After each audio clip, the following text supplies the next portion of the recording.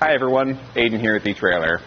Today we're going to be taking a look at the Kuat Piston Pro 2-bike rack and seeing how it fits on the back of our 2022 Kia Carnival.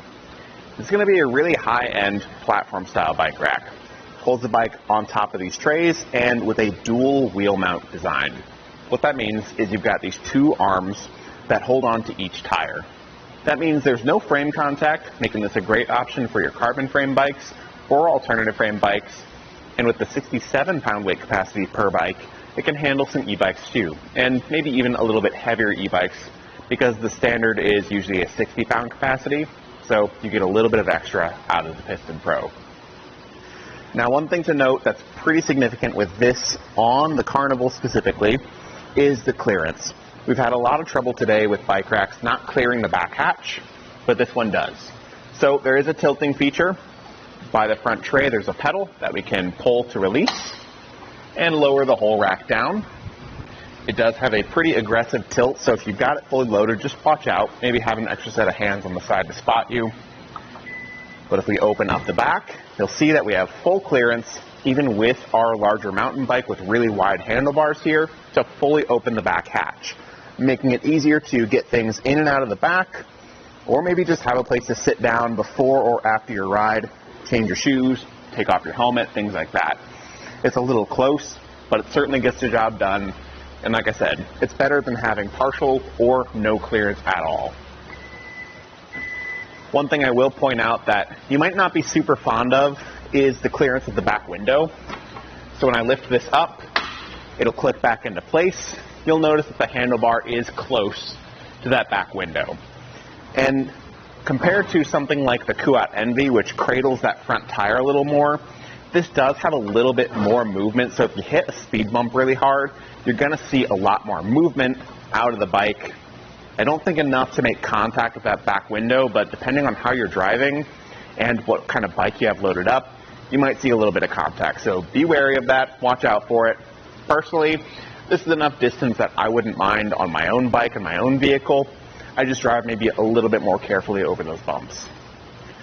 Now, the big thing that really sets this apart is the pistons. That's going to be the system that we use to release these arms. So at the bottom, we've got buttons that we can press, and that opens up those hoops automatically on both sides. And then we can lift the bike up and away. Now, it doesn't look as impressive right there. It really shows more when it's fully closed. So if you're walking up with your bike after you're done and you need to walk up and load it up, it makes that process a lot easier to do one-handed while you're still holding your bike. I'll just set this off to the side for now. You can take a closer look at those trays and see that they are grooved to help hold your tire a little bit easier. And because they're one solid piece, you can slide your bike side to side to help with some extra contact you might have. So if you've got two very similar sized bikes, you might have contact between handlebars and seats, but sliding them back and forth here, you can hopefully eliminate that contact. Push those down when you're done to ratchet them into place, and then you're good. Let's take some measurements at this point though. We're going to start off with our ground clearance. There is a pretty good rise in the shank here. So at the back end, the lowest point to the ground is 18.5 inches, which is honestly pretty solid. For a vehicle that has a really low to the ground hitch, you get a lot of extra clearance out of that.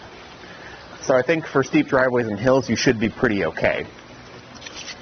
Now from the bumper to the furthest point out, it only sticks out 26.5 inches, which again is honestly really good. It sits a little bit more compact than most of the 2-bike racks that we've tested today.